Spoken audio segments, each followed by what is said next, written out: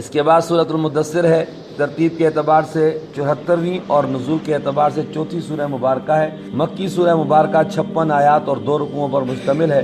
آیت نمبر 1 میں ارشاد خداوندی ہے، یا ایھا المدثر، اے محمد صلی اللہ علیہ وسلم جو کپڑا لپیٹے پڑے ہو۔ یہ سورت آغاز وحی میں نازل ہوئی تھی، چونکہ حضرت بوجہ خوف وحی کپڑا اوڑھ لیتے تھے، اس لیے مدثر سے خطاب فرمایا، اور اسی نام سے اس سورت کو بھی سورہ مدثر کہا جاتا ہے۔ ایک اس کا معنی یہ بھی کیا جاتا ہے مدثر کا، ادثر یدثر تدثیر سے ہو، اس کا مطلب ہوتا ہے پرندے کا گھونسلہ تیار کرنا، وہ گھونسلہ جس کا شیرازہ بکھر چکا ہو۔ اس معنی کے اعتبار سے حضور صلی اللہ علیہ وسلم کے مدثر ہونے کا مطلب یہ ہے کہ آپ آقا دو جہاں سرور کونین صلی اللہ علیہ وسلم کے دنیا میں تشریف لانے سے پہلے اللہ پاک کی وحدانیت کا شیرازہ بکھر چکا تھا، لوگ اللہ پاک کی وحدانیت سے ناواقف ہو چکے تھے۔ حضور اکرم صلی اللہ علیہ وسلم نے اللہ پاک کی وحدانیت کا گھونسلہ تیار کیا، اس کا پرچار کیا، اور حضور صلی اللہ علیہ وسلم نے اللہ تعالیٰ کی وحدانیت کو لوگوں میں عام کیا۔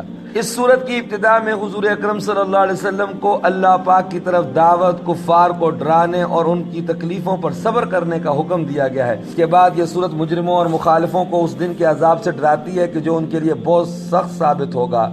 اگلی آیات میں حضور اکرم صلی اللہ علیہ وسلم کے اس بدترین دشمن کا تذکرہ ہے جسے ولید ابن مغیرہ کہا جاتا ہے۔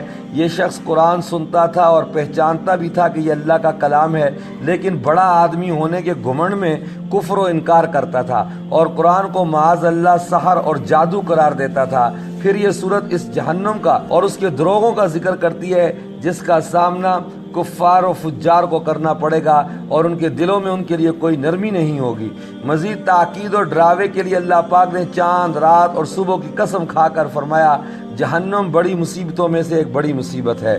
یہ صورت ہر شخص کی مسئولیت اور ذمہ داری کو واضح کرتی ہے کہ ہر شخص سے اس کے اعمال کے بارے میں پوچھا جائے گا، اور سب اپنے گناہوں کے اسیر ہوں گے، سوائے ان کے جن کا اعمال نامہ دائیں ہاتھ میں دیا جائے گا، وہ اسیر نہیں ہوں گے۔ وہ قیامت کے دن مجرموں سے سوال کریں گے کہ تمہیں کس چیز نے دوزخ میں ڈالا، تو وہ جواب میں 4 اسباب بیان کریں گے۔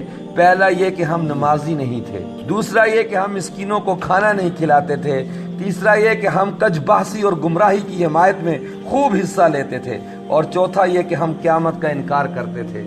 سورت کے اختتام پر بتلایا گیا ہے کہ یہ قرآن ایک نصیحت ہے، جو چاہے اس سے نصیحت حاصل کر سکتا ہے، لیکن اس کے لیے اللہ پاک کی مشیت بھی ضروری ہے۔